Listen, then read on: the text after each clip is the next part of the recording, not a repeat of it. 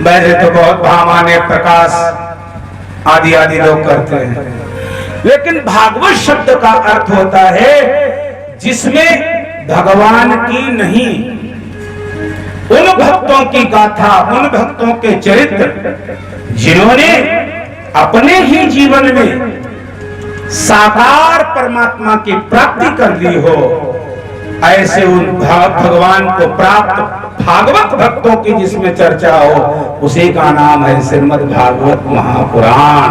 बोले भागवत भगवान की।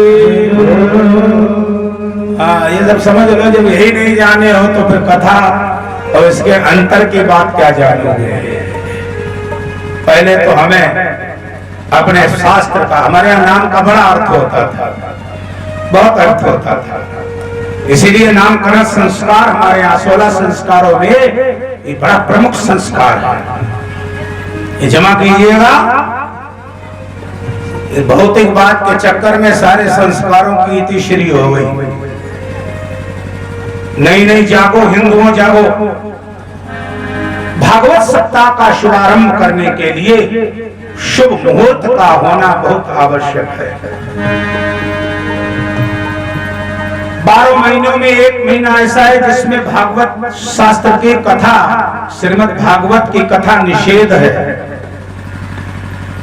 कौन सा महीना है वो जरा बताइए।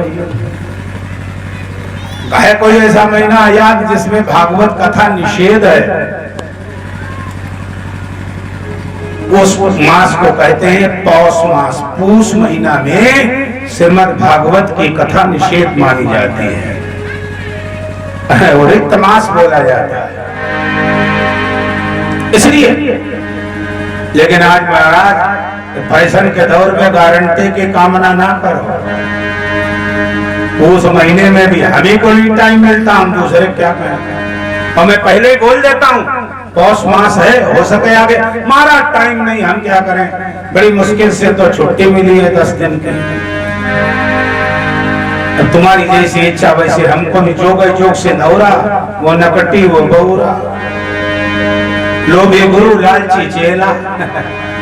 और दोनों को 100% नर्क। लेकिन भौतिक बाद में सत्संग से यदि आप जुड़ते हो तो फिर उसमें सत्संग का भाव होता है। भाव विद्यते देवा, भावना में भगवान बंद करके फिर कहते हैं हम नियमावली को नहीं मानते, भक्त की भावना का ज्यादा आदर करते हैं। लेकिन होना भावना से चाहिए।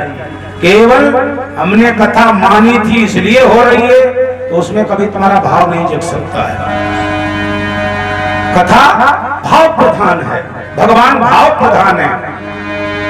भावो विद्यते देवा, देवता पत्थर में नहीं है। हमने देखा कोई संत महापुरुष, ज्ञानी विद्वानी महापुरुष आ जाए, उसको तो प्रणाम करना लोगों को मुश्किल है। और क्या देखा, पत्थर पर जल चढ़ा रहे हैं, पेड़ों पर जल चढ़ा रहे हैं, इधर उधर जल चढ़ा रहे हैं। और संत ब्राह्मण और किसी विद्वान को एक बात प्रणाम करने में हो सकता है उनकी हैसियत कम हो जाए। तो कान खोल के सुन लीजिए, वेद क्या कहता है। पहले वेद की बात सुनो। नास्त वेदात् परम शास्त्रम, वेद से परे कोई शास्त्र नहीं है, कोई प्रमाण नहीं है। वेद क्या कहता और हम क्या कर रहे हैं। वेद में साफ लिखा है ईश्वर कहाँ। वेद ने ये नहीं कहा कि ईश्वर बद्री नारायण स्थान पर है, काशी मथुरा वृंदावन गया प्रयाग में है, द्वारिकापुरी में है ना। ईशावास इदं सर्वं। जब ब्रह्मा जी के मुंह से उद्घोष हुआ कि ईशावास इदं सर्वं, तो समस्त ऋषियों के कान खड़े हो गए। और एक बार उन्होंने ब्रह्मा जी की ओर देखा, इदम सर्वम। सरकार ये तो बड़ा भ्रम है। संसार के समस्त विग्रह में मैं हूं, मेरा भगवान है, मेरा ईश्वर है, कोई स्थान विशेष है क्या? तो और सरल कर दिया, यत किंचित जगत्याम जगत, किंचित मात्र भी कोई संसार की ऐसी जगह नहीं है जहां परमात्मा संपूर्ण रूप से विद्यमान न हो। अब किंचित की माप क्या होती है? यानी अणु से भी सूक्ष्म परमाणु, परमाणु से भी सूक्ष्म, किंचित मात्र ऐसी जगह नहीं है जहां पर परमात्मा लबालब न भरा हो। अच्छा, कण कण में भगवान है, इतने बैठे हो, कितने लोगों को दिखाई पड़ा? दिखाई पड़ा किसी को? नहीं दिखाई पड़ा। क्यों नहीं दिखाई पड़ा? अगले श्लोक की अर्धाली में, अगले मंत्र की अर्धाली में कैसे वो परिलक्षित होगा, कैसे विश्वास में आएगा? तो उसके लिए एक साधना बताते हैं, तेन त्यक्तेन भुंजी था। उस परमात्मा को प्राप्त करने के लिए आपको त्याग करना पड़ेगा। वो त्याग की वृत्ति से प्राप्त होगा। और क्षमा कीजिएगा, त्याग किसका करें? घर छोड़ दें तो भगवान मिल जाएंगे क्या? परिवार छोड़ दें तो भगवान मिल जाएंगे क्या? धन संपत्ति सब त्याग दें तो भगवान मिल जाएंगे क्या? नहीं। तेन त्यक्तेन भुंजेथा। त्याग किसका करो? त्याग राग का करो, त्याग द्वेष का करो, जिससे अंतःकरण आपका पवित्र होगा। त्याग काम का करो। अच्छा, काम का त्याग मतलब आप क्या समझे? काम का त्याग से आप वासना को ही क्या केंद्रित मानते हो? नहीं। काम का अर्थ क्या है? काम का अर्थ है कामनाओं से। सुनिएगा जरा, आज इंसान की कामना बिल्कुल सुरसा जैसी मुंह फैलाए है। सुरसा जैसी। आज से ज्यादा दिन नहीं हुआ, 50 साल पहले, परीक्षित जी आप सबको याद होगा, 50 साल पहले इसी तुलसीपुर गांव में, शीतलपुर गांव में, ईमानदारी से बताओ 50 साल पहले इसमें घर कच्चे थे कि पक्के थे? कच्चे थे ना माता। अब 50 साल में इतना परिवर्तन हो गया कि अब कच्चा घर पूजने के लिए शायद ढूंढना पड़ेगा गांव में, पूजने के लिए। इतना परिवर्तन हुआ। अच्छा, घर तो खूब पक्के बढ़िया बन गए, बड़ी सुंदर टाइल स्टाइल में लोग आज जी रहे हैं। हाँ, घर पक्के, पूछो दिल, बोलो बोलो दिल चूहे के बिल से भी ज्यादा कमजोर हो गए। आज इस दिल में भाई नहीं समा रहा है, बाप के लिए स्थान नहीं रह गया, माता के लिए स्थान नहीं रह गया है, किसी पूज्य अतिथि अभ्यागत मेहमान के लिए जगह नहीं रह गई। हम दो, बोलो गोविंद भगवान की ये स्थिति है। सुनो जरा, लोग कहते हैं विकास हो गया। काय का विकास? मैं तो कहता हूं विनाश हो गया है। विनाश, सत्य का विनाश हो गया, संयम का विनाश हो गया, सदाचार का विनाश हो गया, सम्यक बुद्धि सभी हमारे अपने हैं, इस भावना का विनाश हो गया, अपने से बड़े की शरणागति का विनाश हो गया। निवेदन है, कहते विकास हो गया। जिसको तुमने विकास माना है, क्षमा करिएगा, इस भौतिकवाद के विकास की परिणति 100% विनाश में हो जाती है। बोलो गोविंद भगवान। तो तेन त्यक्तेन भुंजीता, भगवान कहते हैं मेरी प्राप्ति त्याग से होगी। जब जीवन में त्याग करोगे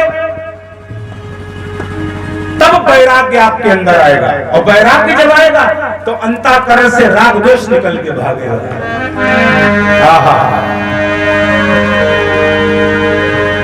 यहाँ बिना त्याग के आपको न भगवंत मिल सकते हैं, न संत मिल सकते हैं, न सत्संग मिल सकता है।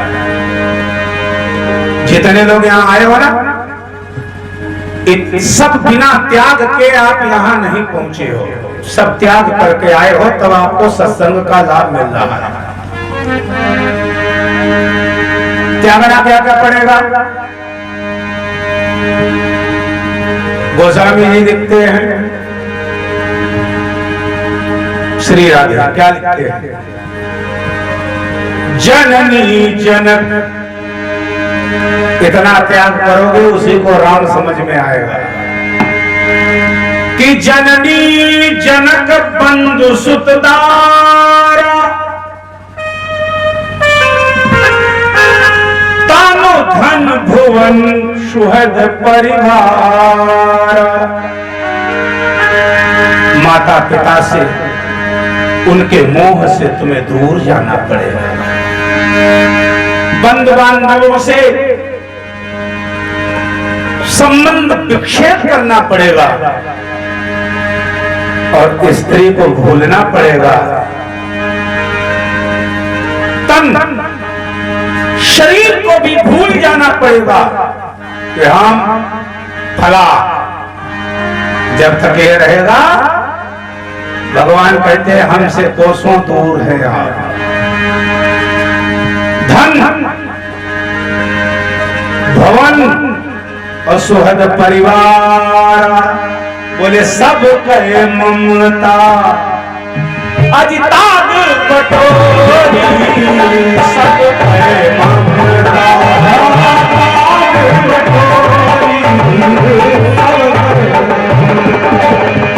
सब कहे ममता ताग कटोरी, सब कहे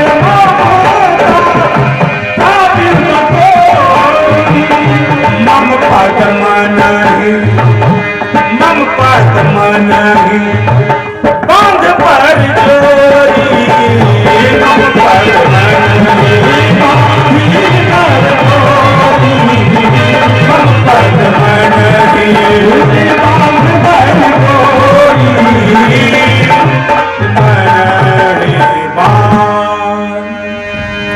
बहुत कठिन काम है। मिटा दे अपनी हस्ती को अगर कुछ मर्तबा चाहे, कि दाना खाक में मिलके गुले गुलजार होता है। तो कथा श्रवण करने का बड़े सुंदर तिथियां और महीनों का वर्णन किया जाता है। भागवत के लिए सर्वोत्तम मास है श्रावण मास। भगवान शंकर का अधिकृत मास है। भाद्रपद मास, अश्विन मास, कार्तिक मास, अगहन मास, फाल्गुन मास और वैशाख मास। ज्येष्ठ महीने का सबसे सिद्ध महीना माना जाता है। 2 महीने हमारे यहाँ बहुत, श्रावण और ज्येष्ठ, ये श्रीमद् भागवत की कथा सुनने के बहुत श्रेष्ठ मास माने जाते हैं। यद्यपि भगवान ने कहा है गीता में कि महीनों में मैं जानते कौन हूं? मासानाम मार्गशीर्षो, महीनों में मैं मार्गशीर्ष हूं। मार्गशीर्ष माने अगहन। अगहन महीना जो है भगवान नारायण का ही स्वरूप है, लेकिन उसमें अनुष्ठान के लिए, जप के लिए, तप के लिए, ध्यान के लिए अधिकृत है वो। ये तो महीने आपके हुए कथा श्रवण के लिए। कुछ तिथियों का भी वर्णन आता है, किस महीने में कौन सी तिथि को हम आप लोग ये दिव्य यज्ञ करें। तो कहते हैं साहब, नमक ग्रह वेदी कलश विष्णु भगवान का चित्र आदि सभी से अलंकृत करके एकादशी है, त्रयोदशी है, अमावस्या है, पूर्णमासी है, नवमी तिथि है, सप्तमी है, ऐसे शुभ तिथियों में कथा का शुभारंभ करना चाहिए। अब वक्ता कैसा होना चाहिए? वाह, कहते वक्ता के विषय में बड़ा गंभीर विषय रखना चाहिए। कथा का वक्ता जो है सबसे पहले तो हमारे धर्मशास्त्र कहते हैं विरक्त होना चाहिए, क्योंकि ये वैराग्य का ग्रंथ है। श्री सुखदेव मुनि ने इस ग्रंथ को 12 वर्ष गर्भ में सुना है, और जब गर्भ से बाहर आए तो इस महान ग्रंथ के कृपा से उनको जन्मता ही वैराग्य हो गया। कथा सुने और वैराग्य ना हो तो समझ लीजिए हमारे सुनने में भी कहीं न कहीं कोई खोट जरूर बैठ गई है। विरक्त होना चाहिए, संत होना चाहिए, और नित्य संध्योपासना करने वाला होना चाहिए। आज तो ऐसा फैशन का दौर है, कथावाचक कोई 12 बजे से पहले उठते ही नहीं है।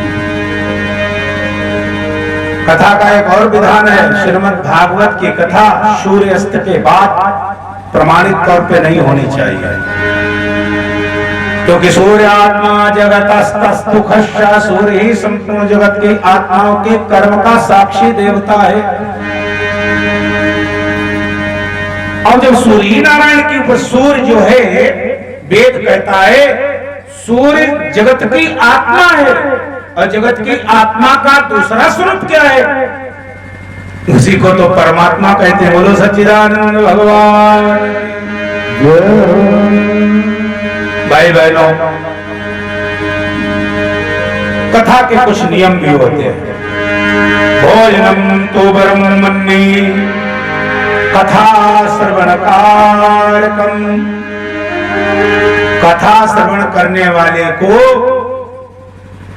निराहार एक प्यारे जो है कथा श्रवण करना चाहिए। अगर आप निराहार नहीं रह सकते तो फिर फलाहार रह करके प्यारे जो है आप कथा सुन सकते हो।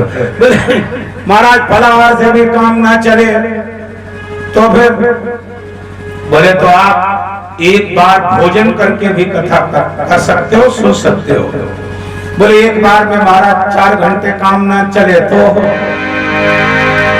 फिर तुम 5 बार करो। लेकिन ये सामर्थ्य तुम में होनी चाहिए कि कथा में तुम्हें नींद नहीं आनी चाहिए।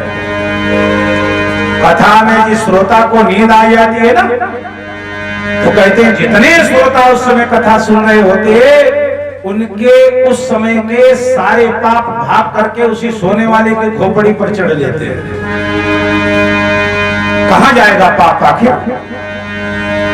कथा में निद्रा देवी का अर्थ है पाप कर्म। इसलिए जिम तीर्थ कर पाप। इस समय यहाँ तो वो गजब तीर्थ है कि तीर्थ सकल तहां चले आवे, जहां पे आर्त होकर के कोई भगवान की चर्चा करता है वहां सारे तीर्थ सूक्ष्म रूप से आ जाते हैं, सारे देवता शरीर धर करके आ जाते हैं। और वहां पर आप अगर असावधान हैं तो उसका दोष फिर आपके जीवन में इस जन्म में निवृत्ति नहीं हो सकती है। जैसे इतना बड़ा दरबार है, इसीलिए तो मैं कभी कभी आपसे कुछ कड़वा बोल जाता हूँ। मुझे बाद में लगता है कि आपको चुभा होगा, लेकिन हमें इसकी कोई परवाह नहीं है। हम नहीं कहेंगे तो फिर कौन कहेगा भागा? हमें तो कहने पड़ेगा, और हम नहीं कहेंगे तो ये ठाकुर जी हम पे चाबुक चलाएंगे। शीतलपुर का अन्न जल खूब खाया, खूब वहां का सम्मान लिया और इनको दिशा निर्देश नहीं किया तो इनके सारे पाप को तुम्हें भुगतना पड़ेगा। तो हम अपनी बचत के लिए बिलबिला रहे हैं, क्षमा कीजिए, हमें बचा लो। मैं तो यही कहता हूं जितने यहाँ आयोजक संयोजक और सेवा के भाव में लगे हो। हमारे श्री हनुमान जी परम सात्विक देवता हैं। जिस समय श्री हनुमान जी लंका में गए, बहुत भूख लगी, 1200 किलोमीटर की यात्रा करके आए, लेकिन लंका ऐसा जिसमें सब खाने वाले मिले, खिलाने वाला तो कोई मिला ही नहीं। सबसे पहले कौन मिला? छलांग के शुभारंभ में सुरसा देवी मिली। जस जस सुरसा बदन बढ़ावा, लेकिन वो देवताओं के द्वारा भेजी गई शक्ति थी। परीक्षा के भाव से हनुमान जी को आशीर्वाद दिया और आज्ञा लेके हनुमान जी आगे बढ़े। लंका के दायरे में पहुंचे तो हनुमान जी ने सोचा है कि निशाचर बड़े मायावी हैं, थोड़ा सा ऐसा रूप बना के चलो कि काम हो जाए, उससे पहले हमको देख ना पावे। हमारे हनुमान जी तो अष्ट सिद्धि नवनिधि के दाता हैं, तो सूक्ष्म रूप बनाया छोटा सा बजरंगबली ने। लेकिन वारे वाह, लंका का साफ सिस्टम कितना गजब है। भारतवर्ष का सिस्टम देख लो, इतनी फौज, BSF, फिर उसके बाद सब आर्मी, उसके बाद पता नहीं CBI, CID, कितनी संस्थाएं इंटेलिजेंस काम कर रही है, लेकिन फिर भी आतंकवादी लखनऊ में आ जाते हैं। लखनऊ में बोलो हे भगवान, कानपुर में। लेकिन हमारे वहां लंका की सुरक्षा केवल एक व्यक्ति तैनात है लंका की सुरक्षा में। नाम क्या है? लंकिनी। तपस्या करके उसने मंत्र विज्ञान से अपने को इतना पावरफुल बना लिया है कि उसे ब्रह्मा जी ने वरदान दे दिया, जाओ तुम्हारे दायरे में अगर कोई चोरी से आएगा तो कहीं भी आपके दायरे में प्रवेश करे, आपके सन्मुख उसे होना पड़ेगा। और जब तुम्हारे सामने कोई चोरी से आ जाए तो वही तुम्हारा भोजन होगा, तब तक तुम किसी दूसरे को मत खाना। राक्षसों में फिर भी नियम था। कहाँ जा रहे भैया? हाँ, ये शिकाकार सेवक है सब बच्चे, बहुत बढ़िया। लंका में फिर भी नियम है, लेकिन हमारे यहाँ नियम क्या है? चाहे शंकर जी का दरबार हो, चाहे भगवान श्री हनुमान जी का दरबार हो, चाहे दुर्गा मैया का हो, कोई विकारों से परहेज नहीं है। मर्जी आए सो खाओ, मर्जी आए वहां थूको, मर्जी आए वहां ऊपर। बोलो गोविंद भगवान। तो बहुत अपराध है। लंकिनी ने हनुमान जी से कहा, बे कहां जा रहा है? चोर कहीं का, इधर आ। लंका में तो चोरी से घुस रहा? हाँ, मैं चोरी से घुस रहा हूं। क्यों? हनुमान जी ने कहा, ऐसे बोल रही हो जैसे यहाँ बड़े साइंसदान लोग रहते हैं। क्यों? ये लंका है कि काशी? ये लंका है। हनुमान जी ने कहा, तो चोरों के चोरी से नहीं घुसा जाए तो कैसे घुसा जाए? चोर कौन है? चोर यहाँ हनुमान जी ने कहा, वो स्कंदर जो है ना, रावण, उससे बड़ा दुनिया में कोई चोर है क्या? लंकिनी ने कहा, खामोश, मेरे स्वामी को अनादर पूर्वक तू बोल रहा है, जानता नहीं? हनुमान जी ने कहा, पहले बात सुन लो। कोई किसी की वस्तु चुरा ले, धन चुरा ले, कोई साधन चुरा ले, तो ये तो सामान्य चोर कहा जाता है। अब तुम ही बताओ, कोई किसी की स्त्री चुरा ले तो वो क्या हुआ? अरे वो महाचोर है। लंकिनी बोली, वो महाचोर है। हनुमान जी ने बोले, मैं तो उसी की खोज में आया, वो इसी लंका में है। लंकिनी ने कहा, कौन? बोले, अच्छा, अभी दोगली नीति अपना रही हो, इसका मतलब तुम्हारा भी सिस्टम ठीक नहीं है। लंका में मेरी माता को चुरा करके ले जाने वाला तुम्हारे ही मार्ग से गया है, इसी लंका में प्रवास कर रहा है, उसको तुमने खा लिया कि नहीं खा लिया? लंकिनी ने कहा, खामोश बंदर, वो मेरा स्वामी है। हनुमान जी ने कहा, अगर वो चोर तुम्हारा स्वामी है तो मेरी माता भी इसी लंका में प्रवास करती, मैं उसका सेवक हूं, मैं तो जाऊंगा। लंकिनी ने थोड़ा तू तपड़ बोला। हनुमान जी ने कहा अब इसको प्रसाद मिलना चाहिए। मुठिका एक महाकपिहनी,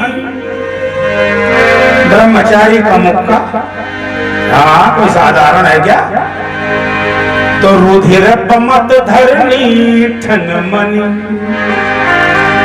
मुंह से ऐसा बढ़िया फुहारा निकला 4 इंची, गिर गई। तूने संभारी उठी,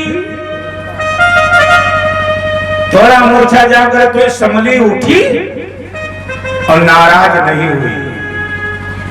अच्छा माताओं एक बात बताओ, इतनी माताएं बहनें बैठी हैं, अब किसी के एक मुक्का मार दें, अभी मुक्का खाने वाली कौन ऐसी माता है जो हमें आशीर्वाद देगी? बताओ, कोई है? कोई है? भले ही तुम्हारा लड़का कोई गलत काम करके घर में आया हो, आप दरवाजे बैठी हो, आपको मालूम है गलत करके आया है, और मैं कहूं मैं उसको मारूंगा जरूर, पकड़ूंगा जरूर, और तुम विरोध करो, विरोध में हम कहीं हमारा भी घूम जाए, तो कौन माता ऐसी है आशीर्वाद देगी? बताओ।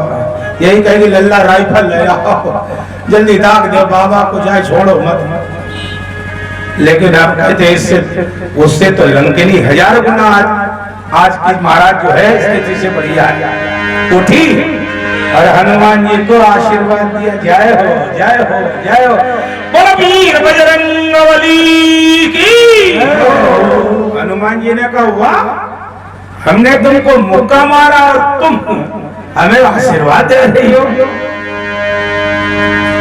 बोले महाराज आज हमें विश्वास हो गया कि अब लंका का कल्याण कोई कर सकता। ब्रह्मा जी ने वरदान दिया था कि जब एक बंदर के मुक्के से तुम बेहोश हो जाना, मूर्छित हो जाना, तो समझ लो लंका का नाश का शुभारंभ का डंका बज गया है। विकल होश तो कप के मारे तब जाने निश्चर। इसलिए महाराज वाह, आपकी कृपा से आज हमें सत्संग प्राप्त हुआ है, धन्य हो गई, धन्य हो गई। पधारो पधारो पधारो, बोलो गोविंद भगवान की। कभी कभी बिना अनुशासन के भी बात नहीं बनती है भैया, हाँ जहाँ जाए जाए वहां अनुशासन जरूर करना चाहिए। लेकिन मैं कहना क्या चाहता हूँ, इतना श्रम करने के पश्चात हनुमान जी भूख से व्यथित हैं, लेकिन मेरे भाई लंका का एक बूंद कहीं जल नहीं पिया श्री हनुमान जी ने। लंका का एक भी कहीं प्यारे तिनका भक्षण नहीं किया। कब तक? जब तक अपनी माता भगवती अम्बा जानकी की आज्ञा नहीं ले ली। हम महाराज जब कोई संकट हम पे नहीं होता है। सीता जी लंका में लगभग 7 महीने रही हैं। माता भगवती ने केवल प्राणवायु सेवन करके अपना जीवन व्यतीत किया है, लंका की किसी भी सेवा को स्वीकार नहीं किया। हमारा क्या ख्याल है? हम अनायास अपने घर में दूसरे घर की प्रशंसा करते रहते हैं। उनके यहाँ गए थे, उतनी इतनी स्टाइल से वहां टाइल लगा था, हमारे यहाँ ये पर्स फला फला फला। इस रोने को बंद कर दो, इससे शांति नहीं मिलेगी। तो यदि आपका निराहार से काम नहीं चलता तो आप भोजन करके कथा सुनो, लेकिन कथा सुनने के लिए आपको एक नियम बनाना पड़ेगा। क्या? कि कम से कम जब तक हम कथा श्रवण के लिए अपने को अधिकृत किए हैं, तब तक 2-4 घंटे तो कम से कम विकारों को दूर ही रखें। जो पुड़िया खाते हो पुड़िया न खाएं 4 घंटे, तमाकू वाले तमाकू न खाएं 4 घंटे, बीड़ी वाले बीड़ी न पिए 4 घंटे। और जितने यज्ञ में लगे हैं ना समिति के लोग, हम तो अगर सुन पा रहे हैं तो सुन लें, वो संकल्प ले लें। उनसे बड़ा सुरेशानंद का भी त्याग नहीं होगा। यदि ये संकल्प ले लें कि जब तक यज्ञ की पूर्णाहुति नहीं हो जाएगी न मैं पान खाऊंगा, न पुड़िया खाऊंगा, न दारू पीऊंगा, न अवक्ष भोजन करूंगा। मेरे भाई, ये प्यारे शीतलपुर नहीं, ये साक्षात अयोध्या वृंदावन हो जाए। भाई बड़ा कठिन बात। सही हो तो ताली आदि बजा दिया कर, तुम तो करो ही समर्थन कम से कम। वो न करें तो कोई बात नहीं, तुम तो करो, तुम्हारे बल पे ही धर्म जिंदा है। हाँ, इनको धर्म में केवल देना है, तन देना, मन देना, धन देना, और धर्म से, आयोजन से इन्हें कुछ भी लेने की अपेक्षा नहीं है। और अपनी सेवाएं अनवरत, जब मैं कहीं भी यज्ञ हो, मेरा विश्वास है कहीं कोई धार्मिक अनुष्ठान हो तो हमारी ये माताएं बहनें सबसे पहले अपने घरों की एडवांस सेवा प्रारंभ कर देती हैं। एडवांस, क्योंकि इन्हें पता है 1 बजे कथा शुभारंभ हो जाएगी, हम पिछड़ न जाएंगे, चाहे 4 किलोमीटर पैदल चलना हो। पुरुषों का क्या हाल है, यही बहुत घूम रहे हैं, दुनिया के विकारों के कारण नहीं बैठ पा रहे हैं। देखो, जब से बैठ जाएंगे एक भी हिलेगी नहीं, एक नहीं हिलेगी। इतनी जिम्मेदारी निर्वहन करके, इसीलिए तो भारतवर्ष को पूरे विश्व में एक नाम से जाना जाता है। जर्मनी, ब्रिटेन, इटली, अमेरिका सब स्त्रीलिंग है, लेकिन कोई नहीं